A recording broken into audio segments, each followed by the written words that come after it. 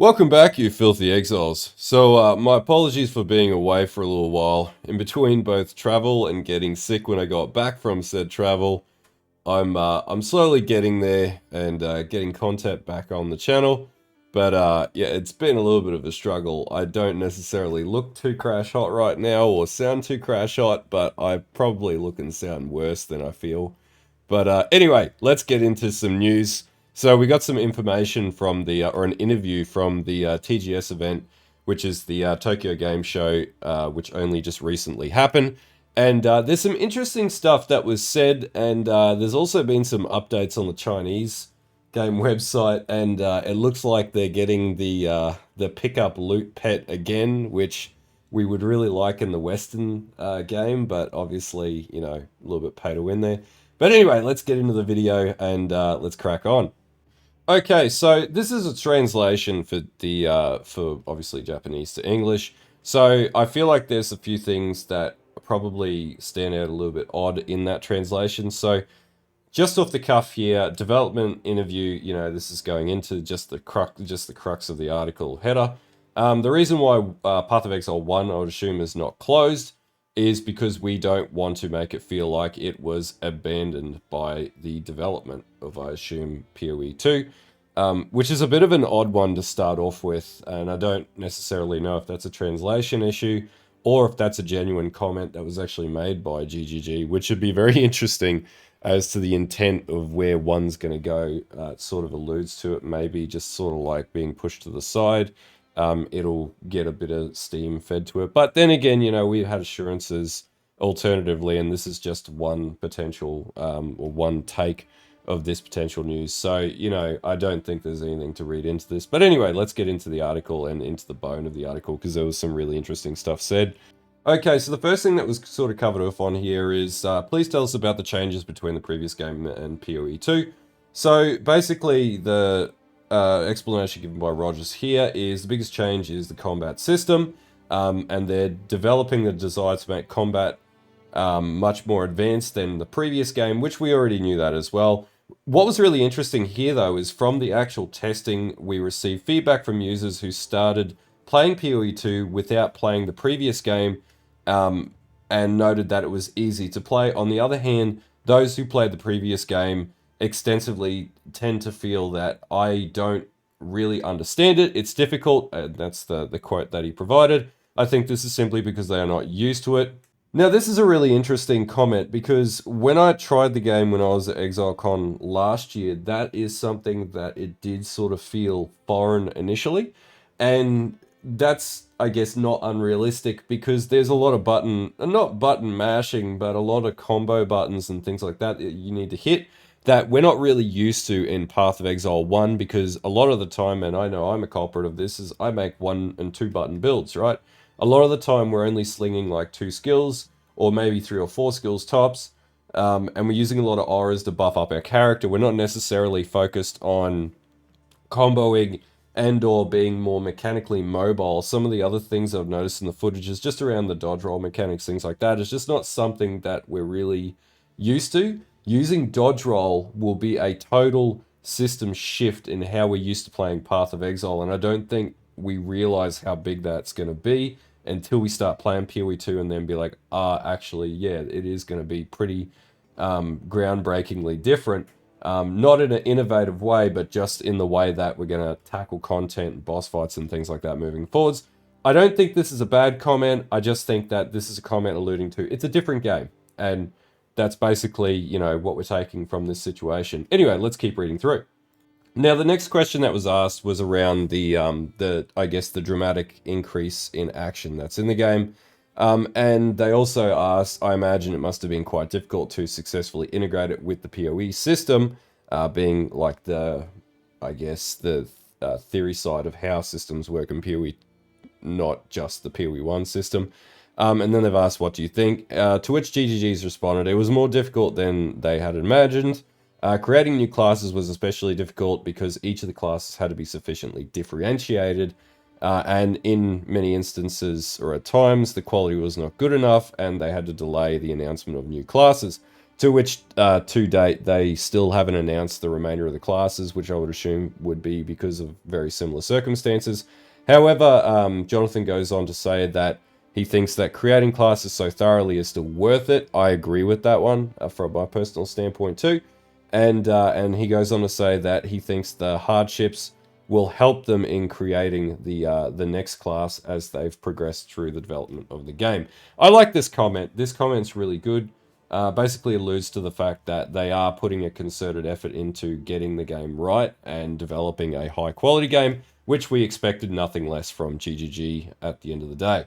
So the next question here was really interesting. How many hours does it take to complete the game? So Jonathan's turned around and said, according to the results of the closed beta test, it took about 18 hours for users who had not played the previous game to complete Act 1 to 2.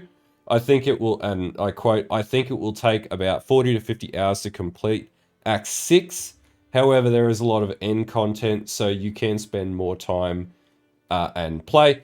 I don't necessarily think that that's probably a great statistical analysis, depending on how big the population size of players is.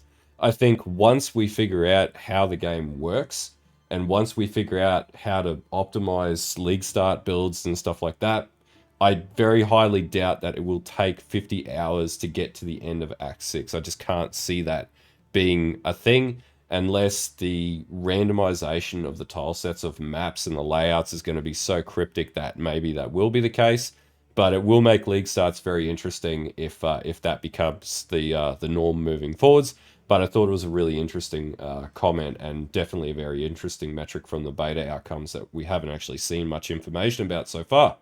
The next question here goes into, it seems that more people are concerned about the increased emphasis on actions to make the visuals look sluggish. What's your response to such returns? And basically we're just getting the same responses. And I agree with the responses, which is essentially, it looks slow, but it's not slow. Mechanically, the game is much different. And so that's what this basically goes into. He goes on to say, you can cancel long motion attacks with a dodge roll.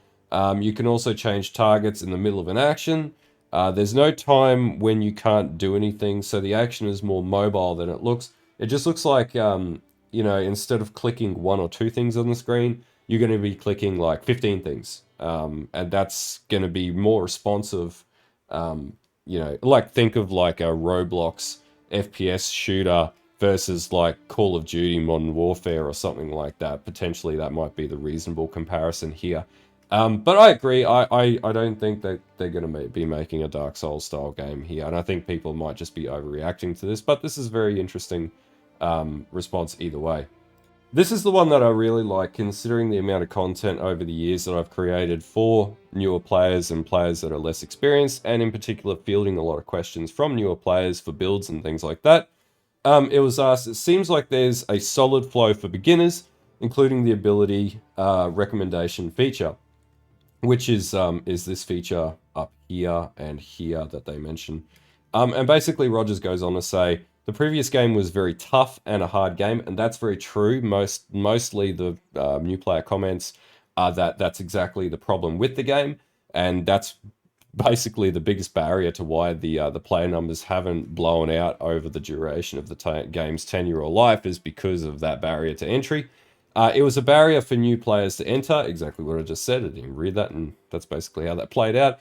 So we wanted to improve it. However, we must not make existing users unhappy. We must never let the game deteriorate. So we thought about how to accept new users while maintaining its depth. As a result, we have improved the help function that explains terms, implemented the recommendation or recommended function mentioned above, which is the gem recommendations or skill gem and support gem recommendation system, and made the gems a little simpler and easier to understand. And in fact, yes, a lot of players do have difficulties understanding the existing systems in PoE 1 with support gem linking, colors, and things like that initially. Okay, so the next one covered off was both 1 and 2 will continue to be operated, right? Which is referring to Path of Exile 1 and 2. The response here was they will continue to expand alternately with both Path of Exile 1 and 2. They think it would be very bad if the PoE community were to split between 1 and 2 factions. Unfortunately, it's very likely that that will still happen. Therefore, we are careful to keep the monetization method the same so that no division occurs. We are not giving up on one, and we don't want our users to give up on it either. So we want to make both work together. Now, it's question that was asked is there anything that GGG would like to improve in preparation for November when early access begins? Rogers goes in to say, I cannot tell you exactly how we'll change it until it's released. However, they have a lot of experience running Path of Exile, so he's not afraid to make fundamental changes to the system. They want to continue making bold changes when they feel it's necessary. This is good. This just simply means that if there's a big problem, they're going to change it, update it, and the game's not going to be complete until the game's complete, which is fortunate because unfortunately in 2024, many games ship without ever being properly completed. So that's a really good ethos from GGG's point. We already knew that that was going to be the case anyway. So overall, like, it wasn't any crazy new, like, unknown information that we got out of the interview game mechanically wise, but it is very interesting about the duration of the campaign, and that's something that will probably become more, I guess, relevant as we get closer to the release or the early access release anyway. So there's a few other things that also I picked up on as well, so let's talk about those as well. Okay, so for anyone who doesn't know this, GGG a number of years ago sold the predominant amount of stake or shares to a company called Tencent. So similar to like League of Legends and a number of other companies out there, or development studios, GGG is also one that is semi-owned by Tencent, which is one of the biggest games companies in the world, bigger than Blizzard, bigger than the rest. Just we don't hear that name come up a great deal because they don't heavily interfere with the games that they sort of get involved with, that at least we know about. But they do have a Chinese, I guess, Chinese market requirement for GGG and for Path of Exile, and that's been the case for Path of Exile 1 for a very long time, that being a dedicated loot pet that picks up your loot for you. And there is no exception here. This is the screenshot from the Chinese Path of Exile 2 website, and this is the translated variant of it, by the way. Pick up pet 14 days. There is a bit of a pay to win element on the Chinese site, unfortunately, and it looks like it's making its way into Path of Exile 2 as well, which I just thought was really interesting because all of us really want that pickup pet in the Western version of the game, but we're unfortunately probably never going to see it, but it'd be nice to believe that maybe they might add it in one day. Anyway, there we go. There's another one for you to chew on as well as far as updates go. Finally, we did get some updated item information. So we did get a bit of an idea of some further uniques. So the Devada's Wing Spear, which will be coming into the game. Basically, you know, you get increased cooldown recovery, increased movement speed if your offhand is empty, which means it's a one-handed weapon. Skill fires 2 additional projectiles if the last movement skill you used was disengage. And so this is sort of like, we don't know what the Javazon sort of ascendancy is going to look like yet, pardon me, which is the Huntress, but yeah, this is going to be a really cool item. Innsmouth, Shabby Hood, 100% mana regeneration. This looks like something you would get early game, and it basically probably looks like something where you use like a negative modifier like reduced mana to buff up your character, but again, don't know what the interaction is going to be. Could be really cool. Life Sprig, brand new version of Life Sprig, built-in Chaos Bolt, and obviously this is a level 16 item, which is odd because the original Life Sprig is like level 1. So this potentially could be a much more powerful item moving forwards, but we'll have to see what it looks like. +3 to all spell skill gems looks really cool as well, and the same stat, which is mana regeneration over 1 second when you cast a spell, which again, really good stat. Quill Rain's making its way back into the game, so those are like Toxic Rain. I think they call it Toxic Pod or something like that, and this is basically exactly the same. But again, that's probably going to be very similar to the Path of Exile 1 playstyle. But yeah, it's coming back to the game. Why wouldn't they add it back into the game? I hope they add Brutus Lead Sprinkler back into the game too. I love Brutus Lead Sprinkler. The Endless Knight's another item. Pardon me, it's a stave this time. Enemies shielded by you have no elemental resistance. You get 2 to all cold spells and grants 1 to unleash, which is basically like a bigger hit that comes out of the sky or whatever it is built into the stave. bearing in mind that gear in Path of Exile have skills built into them, not just as like a unique parameter, but you can actually change them from what my understanding is, or most likely potentially you will be able to change them. Winter's Bite. So again, this is just a dagger. This looks like a really early level dagger. They're not really giving a lot of information. Freezes enemies that are on full life. It's got a low base damage, low base crit chance. I would say that this is a really early game item, like a leveling item or something like that. But yeah, it's really cool either way. But yeah, those are the uniques we know of so far. And we also know that Cloak of Flame is in the game as well, which is on the Path of Exile 2 website on the main page. Okay, so that covers off on, I guess, some news that we got today. There's some, I think the Brazil game show, or there's a Brazil event that's coming up that will obviously have some, hopefully more juicy Path of Exile 2 information. Anyway, yeah, I still have some more videos planned. I might pick up Diablo 4 and have a crack at that and do like a recap video or something like that of where that's at. And I've got some other vid ideas off the back of that as well that I didn't get to do before I left. So there will definitely be some more videos coming onto the channel around Path of Exile 2 and PoE 2 related stuff over the next week or so. I am now a lot better and much more motivated than what I was. Anyway, if you like this video and this channel and this content, don't forget to like and sub to the channel. Don't forget to follow the Twitch. There's also the X that I'm really working at getting up and running as well. So don't forget to click a follow on that, and I'm posting up all sorts of stuff on there moving forwards. We might do multi-streaming and stuff like that off that. Anyway, that's something that we'll think about. But yeah, until next time, don't forget to like and sub, as I said, and I will see you guys later.